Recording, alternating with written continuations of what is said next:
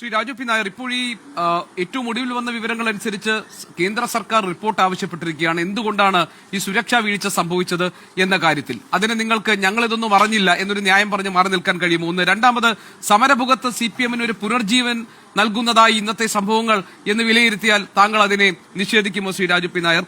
മൂന്നാമത്തെ കാര്യം, ഈ നേരത്തെ ശ്രീ MP ജയരാജൻ പറഞ്ഞു ഇതിനകത്തൊരു പൊളിറ്റിക്കൽ വെണ്ടേറ്റ പ്രവർത്തിച്ചിട്ടുണ്ട്. അതിന്റെ കാര്യകാരണങ്ങളായിരുന്നു അദ്ദേഹം നേരത്തെ വിശദീകരിച്ചത്, അദ്ദേഹത്തിന്റെ ബോധ്യങ്ങൾ, അതിനുള്ള മറുപടി കൂടി.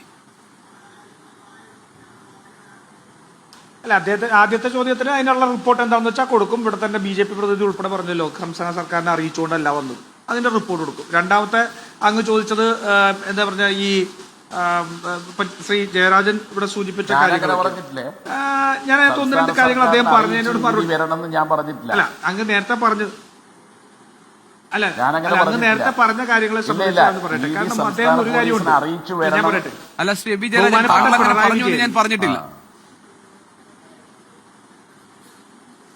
ബഹുമാനപ്പെട്ട ശ്രീ പിണറായി വിജയൻ ഇന്ന് ED കഴിഞ്ഞതിനു ശേഷം നടത്തിയ മിനിറ്റ് സമയമുള്ള ഒരു മറുപടി അദ്ദേഹം എങ്ങനെയാണോ നരേന്ദ്രമോദിയെയും അമിത്ഷായെയും കുറ്റപ്പെടുത്താതിരിക്കാൻ ശ്രദ്ധിച്ചത്, അതേ വൈദഗ്ധ്യത്തോടു കൂടിയാണ് ശ്രീ ജയരാജൻ ഇന്ന് ഈ ചർച്ചയിൽ അത് നരേന്ദ്രമോദിക്കും അമിത്ഷായ്ക്കും എതിരെ കുറ്റപ്പെടുന്നത്. ഇന്ന് ED റെയ്ഡ് നടത്തിയതിനു ശേഷം നരേന്ദ്രമോദിക്കും അമിത്ഷായ്ക്കും എതിരെ ഒരു അക്ഷരം മിണ്ടാതിരുന്ന മറ്റൊരു CPM നേതാവ് ഉണ്ടാവുമെന്ന് എനിക്ക് സംശയമുണ്ട് ഇന്നത്തെ ഈ ചർച്ചയിൽ. പകരം അദ്ദേഹം രാഹുൽ ഗാന്ധിയും കോൺഗ്രസിനെയാണ് ആക്രമിക്കുന്നത്. പിന്നെ ഈ പറയുന്നതാണ്, എന്താണ്, പിണറായി വിജയൻ മംഗലാപുരത്ത് പോയി പ്രസംഗിച്ചു.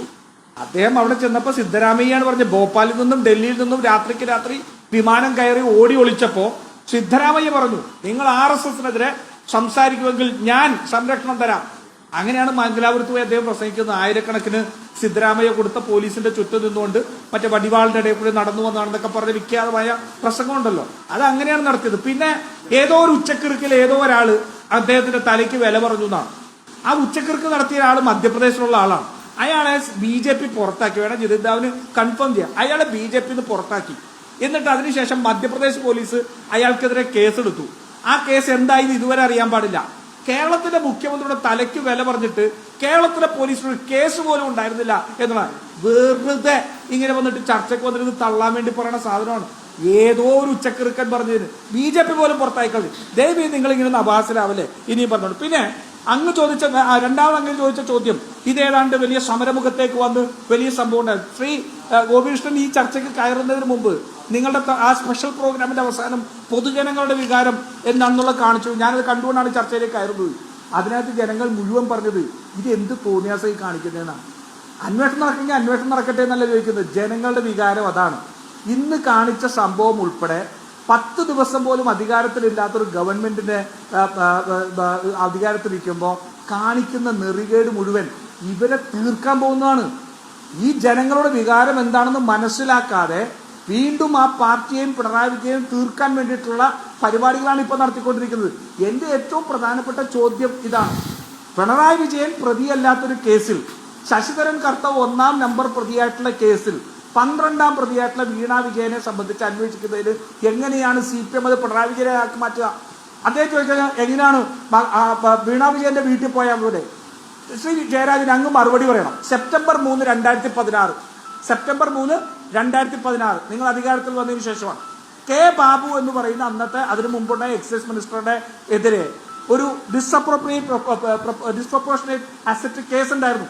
കേരളത്തിലെ വിജിലൻസ് അദ്ദേഹത്തിന്റെ 2 പെൺമക്കളുടെ പാലാരിവട്ടത്തെയും തൊടുപുഴയുടെയും വീട്ടിൽ റെയ്ഡ് നടത്തി.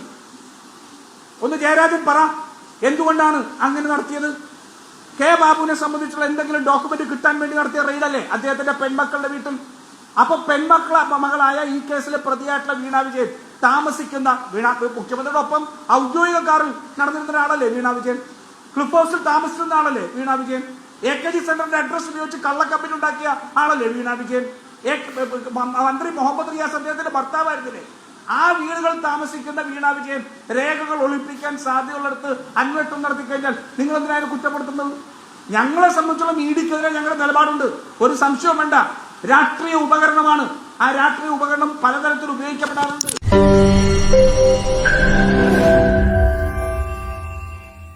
ലോകത്തെവിടെയായാലും ഏത് സമയത്തും 24 വാർത്തകളും ഓഗ്മെന്റഡ് റിയാലിറ്റി പാക്കേജുകളും എക്സ്പ്ലെയിനറുകളും വിശദമായി കാണാൻ ഞങ്ങളുടെ യൂട്യൂബ് ചാനൽ നിങ്ങൾക്ക് സബ്സ്ക്രൈബ് ചെയ്യാം.